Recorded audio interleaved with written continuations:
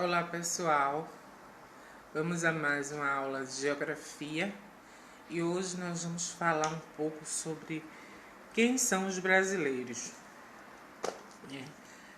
Quando a gente fala em brasileiros, a gente pensa logo em miscigenação.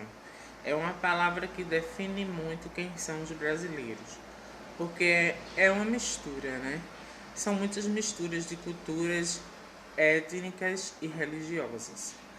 Os brasileiros, o Brasil é um país muito rico e o que define o povo brasileiro é justamente a palavra miscigenação. Agora, não foi uma miscigenação romântica, né? Foi uma miscigenação forçada, né? Não foi romântica porque quando os portugueses chegaram aqui, os índios já estavam aqui, e quando os portugueses vieram explorar o pau-brasil, a cana-de-açúcar, depois o café, os recursos minerais, né? Os índios eles já estavam aqui, né? E os movimentos mais marcantes foi o movimento de bandeirantes que avançaram pelo interior do Brasil, alcançando mais riqueza, né? E aí foi aumentando a exploração. E começou que as percas de terras indígenas, né? Já começou no início do período colonial. Os índios perderam muitas terras, né, com as hidrelétricas, né, com as barragens que alagavam as áreas que os índios ocupavam, a agricultura, a pecuária. E é necessário realmente dar valor à cultura indígena e é por isso que é preciso criar leis para garantir as terras indígenas, ou seja, com demarcações legais, né, das terras indígenas. Outros povos que vieram para cá também de maneira forçada foram os negros. O trabalho escravo negro foi escravizado, né? O trabalho do negro foi um trabalho escravizado, muito triste, né? O negro eles vinham em embarcações, né, subhumanas e chegavam aqui e eram obrigados a trabalhar de maneira realmente muito difícil. Muitos eles fugiam dos seus senhores, dos seus donos, e formavam os quilombos, né, que eram sociedades autossustentáveis de negros fugidos.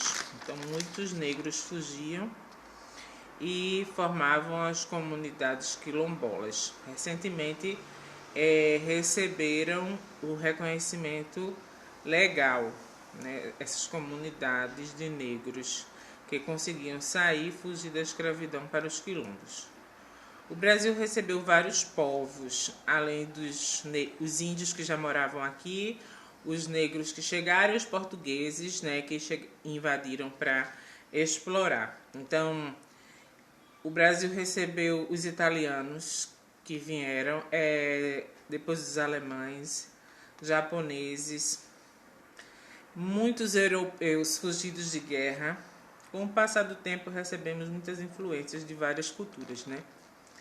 Então, a variedade e a riqueza cultural, étnica e religiosa é muito grande. O Brasil é um país pouco povoado devido à má distribuição de terra que existe, né? Porém, muito populoso, porque temos muitas pessoas nas grandes metrópoles. O Brasil é a miscigenação entre o índio, o branco e o negro e os portugueses, né?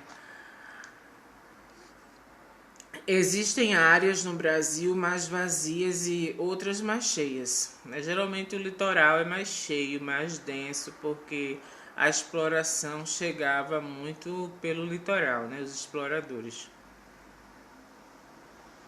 E as áreas centrais acabaram ficando mais vazias. Isso tem a ver com a história da colonização e começou no litoral, Logo, não somos povoados, mas somos muito populosos, porque a população não foi bem distribuída, né? Hoje o Brasil é pouco povoado e muito populoso, porque a exploração começou nos litorais. Populoso tem a ver com a quantidade de pessoas, a distribuição de terras, a maior parte da população está no litoral. Então, 207 milhões de habitantes o Brasil tem, mas tem uma densidade demográfica baixa, mais ou menos 22 ou 23 por quilômetro quadrado, habitantes por quilômetro quadrado, né? E aí, a densidade demográfica a gente vê dividindo a quantidade de pessoas pela área ocupada. A densidade não é segura, é só uma estatística. Não é como um mapa que conseguimos ver a distribuição. E tudo isso tem a ver com a nossa história, né? O Brasil é um país muito populoso em alguns lugares. A densidade demográfica divide a quantidade de pessoas pela quantidade de quilômetros quadrados, como eu já falei. E é só uma questão estatística. Né? No que diz respeito ao crescimento ou diminuição da população, o Brasil tem recebido muitos imigrantes, né? Um crescimento vegetativo, né? Aí vem a questão da pirâmide etária, a quantidade de pessoas por idade. Né? A nossa pirâmide etária, ela tem até mudado, né? Porque a quantidade de pessoas idosas está crescendo. Isso é bom, né? A expectativa de vida está aumentando no Brasil. Recentemente estamos recebendo muitos imigrantes da América do Sul. A entrada de imigrantes tem nos dado a estimativa de aumento da população. Pessoas que chegaram da Venezuela, né, em situação crítica humanitária. Então, estamos tendo um crescimento vegetativo. A taxa de nascimento e a taxa de mortalidade, no caso Brasil, logo estamos tendo crescimento. Quanto a taxa de natalidade é menor e a mortalidade é maior. Quando a taxa de natalidade é menor, a mortalidade é maior, o país diminui. Então, a nossa pirâmide etária está maior entre as pessoas entre os jovens, né? Entre os jovens, né? E está crescendo o topo da pirâmide porque os velhos estão vivendo mais, a população senil brasileira está vivendo mais. O Brasil é um país, a expectativa de vida está melhor, as pessoas estão conseguindo viver mais, a média de idade que as pessoas estão alcançando, né, estão passando dos 80, né, e o país está passando por um processo de transição demográfica. Nossos velhos estão aumentando e as mulheres estão tendo menos filhos. Né? Para manter a previdência, ou seja, os velhos, é necessário manter uma população ativa. O Brasil é um país emergente, né?